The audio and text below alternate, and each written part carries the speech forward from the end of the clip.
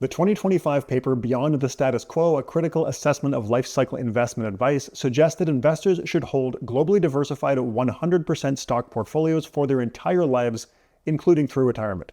Unsurprisingly, since an initial draft of the paper was released in 2023, it has been met with intense criticism.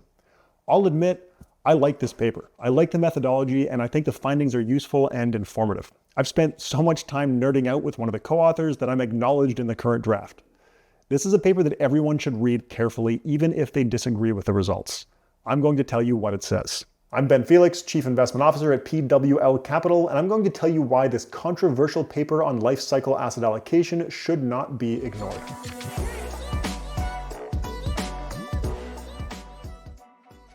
This will be a nerdy video. I'm going to go through an academic paper in detail, including its methodology, findings, and practical implications. I think it'll be worth it.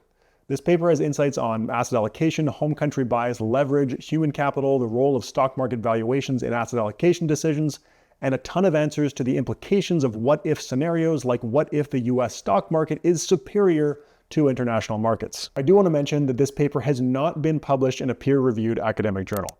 The co-authors have other publications in top journals, including one in the Journal of Financial Economics, using the same block bootstrap methodology as this paper, and this paper has gone through multiple iterations based on feedback from practitioners and academics, including at academic conferences.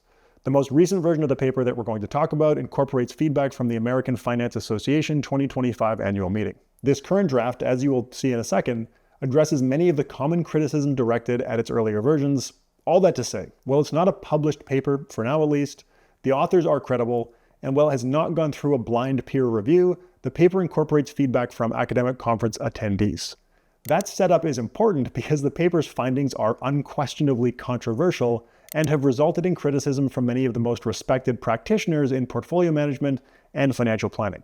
Let's get into it. Status quo life cycle investment advice, which means investment advice that spans the stages of life from early savings through to estate planning, is a portfolio that starts off in stocks and then gradually increases its weight in bonds over the life cycle, generally resulting in an aggressive equity-heavy portfolio early in life and a more conservative bond-heavy portfolio in retirement.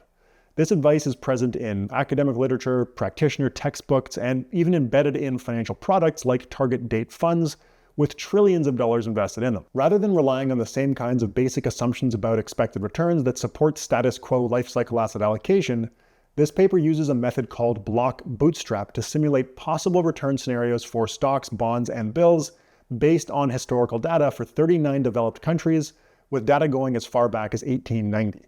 This gives more than 2,600 years of country month return data to draw from. The data being examined include market capitalization weighted stock market indexes, government bonds, and government bills. That detail matters because changing the inputs by adding in corporate bonds, which total market bond index funds tend to contain, or tilts in the stock portfolio toward things like small cap value stocks, could change the results. The results I'm going to talk about are specific to the assets being tested. Next, I'm going to explain how the block bootstrap methodology works and why it's used for the analysis. I told you this would be nerdy. Block bootstrap randomly grabs a chunk of data with an average length of 10 years from the large sample of historical returns and places it in the simulated series. It then grabs another chunk with an average length of 10 years and so on until the bootstrap data series is long enough to fill the hypothetical investor's life cycle. Block bootstrap maintains important characteristics of stock and bond returns that don't show up in a normal distribution of independent and identically distributed returns, assumptions often used in modeling asset allocation decisions. For example, long-term stock returns tend to be serially correlated, meaning that what happened yesterday affects what happens tomorrow. Extreme negative returns tend to be followed by positive returns. Periods of high volatility tend to be clustered together, and returns tend to be skewed, meaning that they do not follow a normal distribution. Bonds tend to exhibit mean aversion, where bad returns are often followed by more bad returns, and domestic stock and bond returns are increasingly correlated at longer horizons. The authors of this paper take the view that the historical experiences of developed countries are interchangeable for the purpose of thinking about the expected distribution of returns for any given country. For example, the historical experiences of Australia, Japan, or Italy are relevant for thinking about the expected future experience for Canada. Domestic stocks in this setting does not refer to any specific country, but to the possible experience of a domestic investor in any developed country based on the combined experience of all countries in the sample. As an example, one domestic bootstrap draw might pull 8 years of returns from Canada, 14 from Australia, 10 from Japan, 15 from New Zealand, 13 from Finland, and 10 from Germany. All domestic data are real returns for a given country measured in that country's currency. They're then strung together into, in the case of this example, 70 years of data representing one possible return experience that a domestic stock investor in a developed country could expect based on what has happened in other developed countries throughout history. For each draw of domestic returns, international returns are the market cap weighted portfolio of all countries excluding the domestic country, measured in the domestic country's currency. Bonds and bills are also matched to the domestic country for each draw. Following this procedure, each simulation produces a real return series for domestic stocks, international stocks, domestic bonds, and domestic bills. The process is followed to create 1 million simulated life cycles for a hypothetical couple, and in that setting, the authors look for the optimal life cycle asset allocation. Block bootstrap is used because if we say a couple's investing life cycle is around 70 years, we don't have that many non-overlapping historical periods to look at, even if we go back to 1890. This method allows for many more plausible, simulated return series based on history, while maintaining the long-term characteristics of returns. Using these data, the optimal asset allocation is measured on utility over real retirement consumption and bequest, and includes labor income risk, social security income, and longevity risk. Utility is like a way of quantifying satisfaction. In the base case, the authors test all possible combinations of stocks, bonds, and bills for a couple saving 10% of their income for retirement to find the optimal life cycle asset allocation. That ends up being 33% domestic stocks and 67% international stocks. Remember, domestic in this case means any developed country. I'm in Canada, so I'd be looking at 33% in Canada, which is a significant home country bias. My actual portfolio and most of PWL Capital's client portfolios do have around 33% in Canadian stocks, and they did before this paper came out. Nice confirmation bias there for me. I'll take it. Someone in the US would similarly be 33% in US stocks, which is a significant underweight relative to market capitalization weights. It's really important to note here that there is a wide range of domestic allocations where the difference in outcomes is not huge. So while 33% domestic is optimal in the base case result, we're really splitting hairs between kind of 11% and 55% in domestic stocks.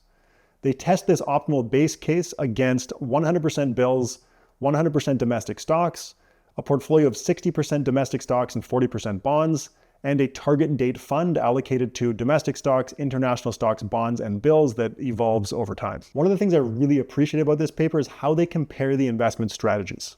Common measures like the Sharpe ratio or the total return completely ignore many important long-term characteristics of return distributions and their interactions with saving and spending over the life cycle.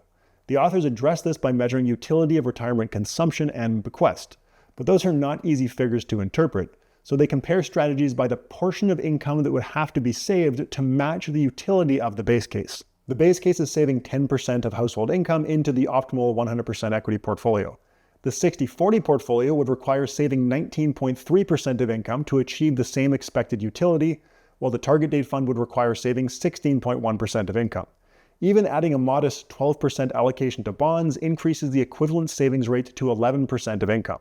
A common retort here is that 100% equity might look better on average, but it's more likely to have a catastrophically bad outcome. The pre-retirement analysis finds that the optimal all-equity portfolio performs better in the 5th percentile of outcomes than bills, domestic stocks, and the target date fund. During retirement, they find using the 4% rule that bills give a 38.9% chance of running out of money, domestic stocks 17.1%, the 60-40 portfolio 16.9%, and the target date fund a 19.7% chance. The optimal all-equity portfolio only has a 7% chance. Measured by worst-case wealth accumulation and retirement failure rates, the all-equity portfolio looks pretty good. It still has a wide dispersion of outcomes, so I'm not saying that the stock portfolio is safe, but its distribution compares favorably to the other allocations. Average retirement drawdowns, that is peak to trough portfolio declines, are 46% for bills, 62% for domestic stocks, 50% for the balanced portfolio, 40% for the target date fund, and 48% for the optimal strategy, highlighting that downside volatility, while scary psychologically, is not always the best measure of risk. The base result has a fixed investment strategy over the full life cycle.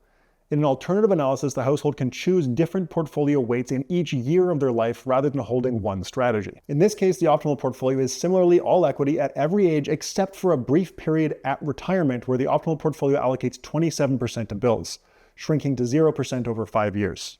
Instead of saving 10% of their income in the base case, the household with the bills allocation at retirement needs to save 9.9% of their income to match the expected retirement utility of the base case. Not a huge optimization, but still kind of interesting. The author suggests that this result is driven by the fixed inflation-adjusted withdrawals under the 4% rule, and they do show that the cash allocation disappears from the optimal portfolio when they switch to a flexible spending strategy. It's worth pointing out here that this result is based on block bootstrap drawing from the large global sample for international and domestic stocks that I described earlier. But when the authors run the analysis constrained to domestic data only, or all data but with independent and identically distributed returns, bonds and bills play a much more important role in optimal allocations. This highlights why the status quo advice is so common, the importance of including international stocks, and the importance of capturing the characteristics of long-term returns. Next, the authors allow the household to condition their asset allocation on the price-dividend ratio of the domestic stock market. This is another common rebuttal to the paper's base case finding. Sure, 100% equity made sense in the past, but US valuations are historically high. It makes no sense now. So they divide the months into quintiles on the lagged price-to-dividend ratio and allow households to choose a different asset allocation in each quintile. The optimal portfolio is roughly the same as the base case across all the middle quintiles. In the highest valuation quintile, the domestic stock allocation is decreased to 16%, 75% is allocated to international stocks, and 9% does get allocated to bonds. To achieve the same expected utility as the household saving 10% with the optimal fixed weight strategy, using the price-to-dividend conditional strategy requires saving only 9.73%.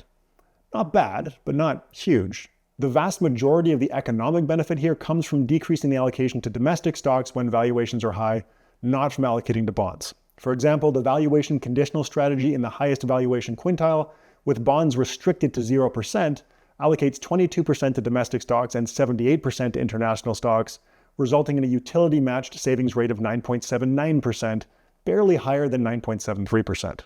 In the lowest valuation quintile for domestic stocks, the household chooses a much higher 65% allocation to domestic stocks with the remainder in international. To be clear, I'm not suggesting that you should market time your asset allocation. The problem with real life is that we can only know how high valuations are relative to the past, not relative to the future.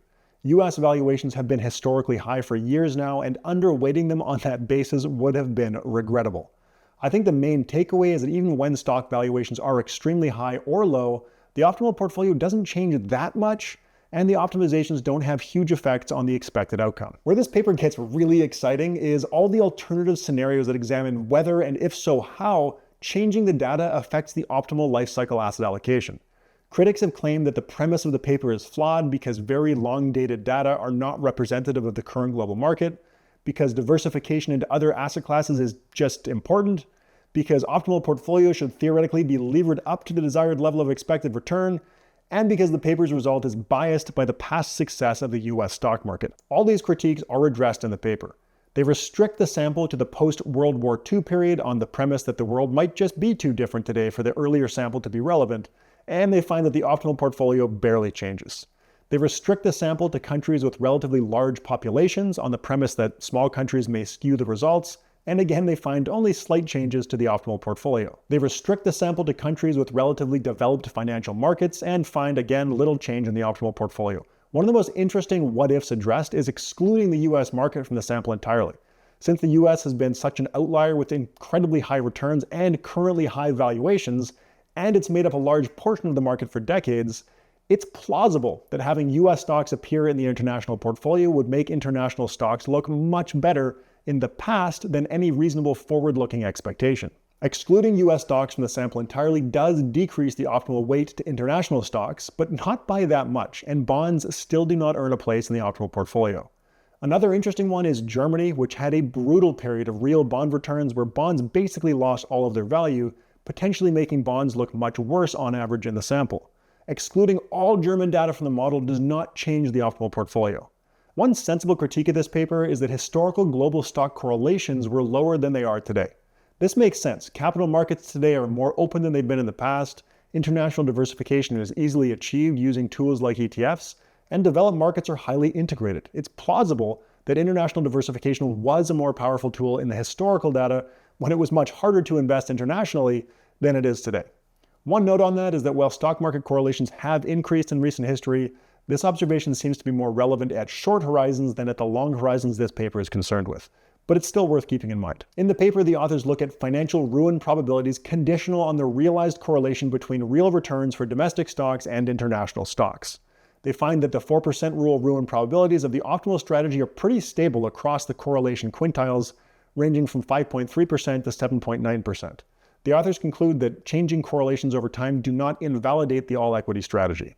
It's still always important to be careful with conclusions influenced by correlations, which are notoriously unstable. The optimal portfolio similarly remains almost completely unchanged for a range of specifications for bootstrap block length, household risk aversion, bequest motives, withdrawal strategies, retirement age, savings rates, and household composition, among other variables they tested. In short, the headline result is robust to pretty much anything you can throw at it, and any changes to the optimal portfolio based on pretty extreme adjustments to the data, like eliminating the US entirely, are pretty small. Another interesting analysis in the paper considers whether the US is special and should therefore be expected to continue having outlier returns.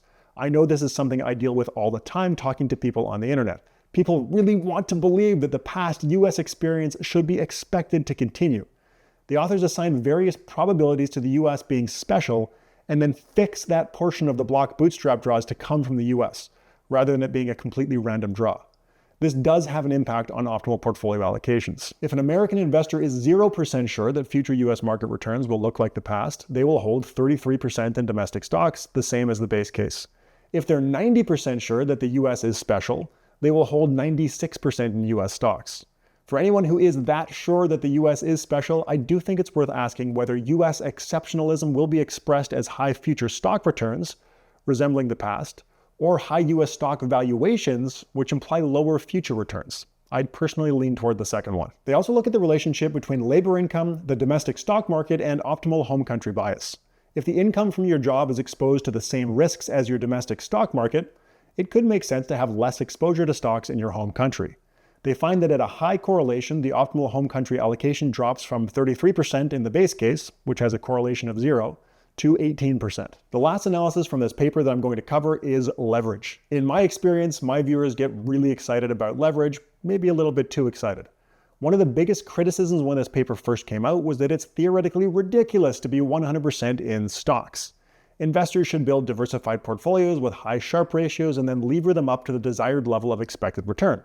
For example, a 60% stock and 40% bond portfolio levered up to the expected return of a 100% stock portfolio is theoretically superior. One of the problems with basic finance theory for long-term investors is that it's typically based on a single period model and normally distributed IID returns. One of this paper's biggest critics, Cliff Asness, notably one of the last people on this planet that I would ever want to argue with, acknowledges in a 1996 paper on this topic that while he finds a levered 60-40 portfolio to be optimal using annualized monthly data, introducing the characteristics of long-term returns could change the results. And that is exactly what Beyond the Status Quo is doing with the block bootstrap. When the authors allow the household to use leverage to build their optimal portfolio, they look at a range of borrowing costs from a high cost resembling typical margin loan rates, a medium cost resembling very low margin loan rates, and a low cost resembling the cost of borrowing implied in derivative instruments. They set a 100% borrowing limit, and for each borrowing cost allow the household to choose their optimal portfolio and leverage ratio. At the high borrowing cost, leverage is, unsurprisingly, not used at all. At the medium cost of leverage, the household borrows 55% of their wealth and invests in the base case optimal all-equity portfolio. Their utility-matched savings rate is 8.1%. That finding is important. If you can access leverage at a rate 1.4% above Treasury bills, the medium cost of borrowing, probably the most reasonable leverage cost assumption for a retail investor, the optimal levered portfolio uses 55% leverage on an all-equity portfolio and materially decreases utility-matched savings relative to the unlevered base case. Using the same amount of leverage to invest in a portfolio of 60% domestic stocks and 40% bonds would require a savings rate of 19.1% to match the utility of the base case unlevered 100% equity portfolio. In the lowest cost of leverage case, which, keep in mind, likely requires using derivatives, the household borrows 100% of their wealth and invests in a portfolio of 28% domestic stocks, 57% international stocks, and 15% bonds. Bonds finally make an appearance in the optimal levered portfolio. There are some investment products that have built-in low-cost leverage using derivatives and offer access to a levered portfolio of stocks and bonds. In those cases, the fee charged on the product would need to be included in estimating the cost of leverage.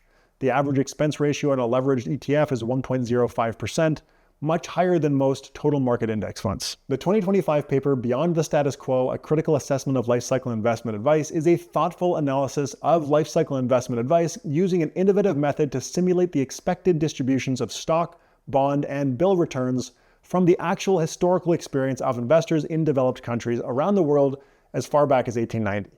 Capturing the characteristics of long-term returns and using global data produces results that challenge the conventional wisdom on life cycle asset allocation. I would not take the precise results from this paper as instructions for what to do with your portfolio, but I do think that they are directionally useful.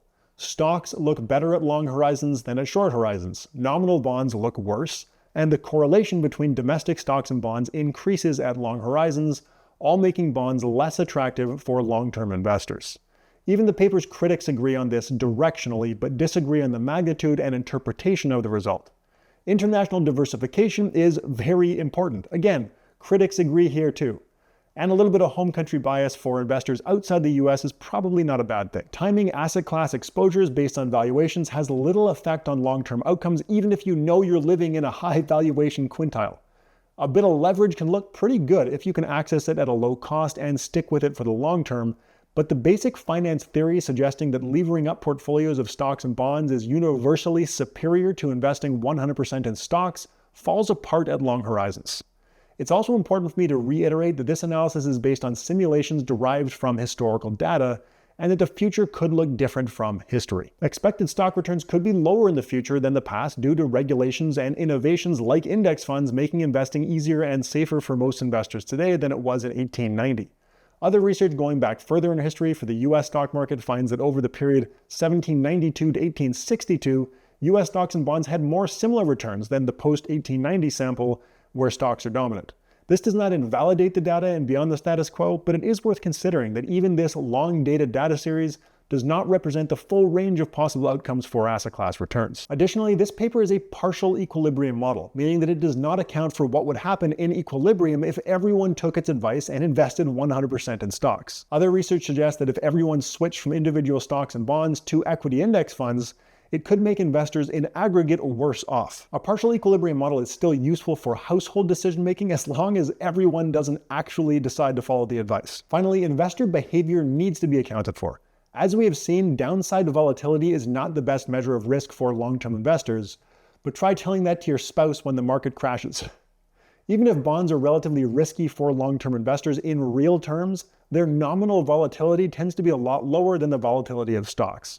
Downside volatility aversion alone is probably enough to stop all investors from holding 100% equity portfolios in equilibrium, preserving the opportunity for those who can handle it. Thanks for watching. I'm Ben Felix, Chief Investment Officer at PWL Capital. Let me know what you think about 100% equity portfolios in the comments.